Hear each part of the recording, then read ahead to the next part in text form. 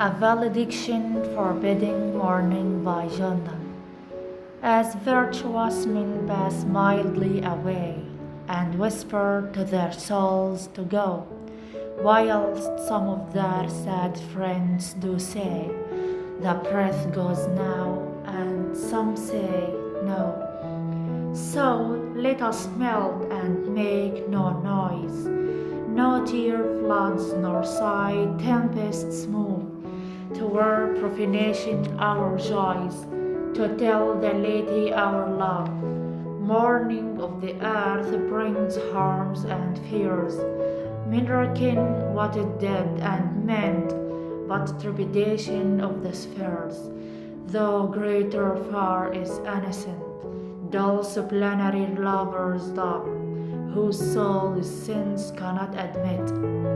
Absence because it doth remove those things which elemented it.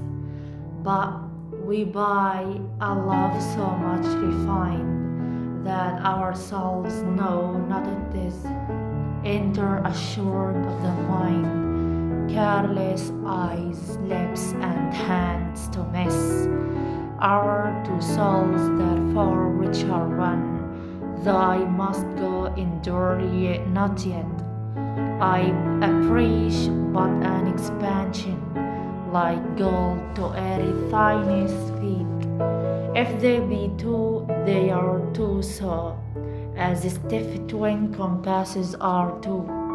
Thy soul the fixed foot makes no show, to move but doth, if the other do.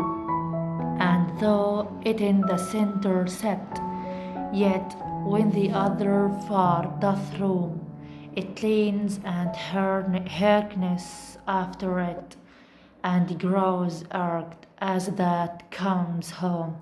Such wilt thou be to me, who must like the other foot obligatory run. Thy firmness makes my circle just, and makes me end where I began. Let's start to another poetry, Marianne Moore. I too dislike it. There are things that are important beyond all this fiddle, reading it. However, with a perfect contempt for it, one discovers that there is in it, after all, a place for the genuine, hands that can grasp, eyes that can dilate, hair that can rise if it must. These things are important not because a high-sounding interpretation can be put upon them, but because they are useful. When they become so divertive as to become unintelligible, the same thing may be said for all of us, that we don't admire what we cannot understand, the path holding on upside down or in quest of something to eat, elephants pushing, a wild horse taking the roll, a tireless wolf under a tree, the immovable critic twinkling his skin like a horse that feels a flea, the baseball fan, the statistic in case after case could be cited dead.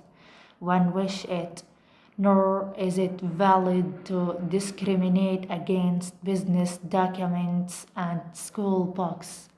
All these phenomena are important. One must make a distinction.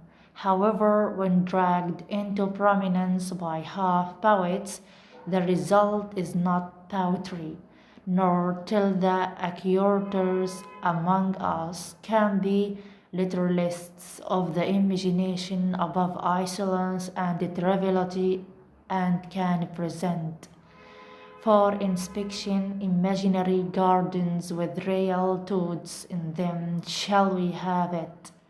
In the meantime, if you demand on the one hand if defines of their opinion the raw material of poetry in all it drowns, and that which is on the other hand genuine, then you are interested in poetry.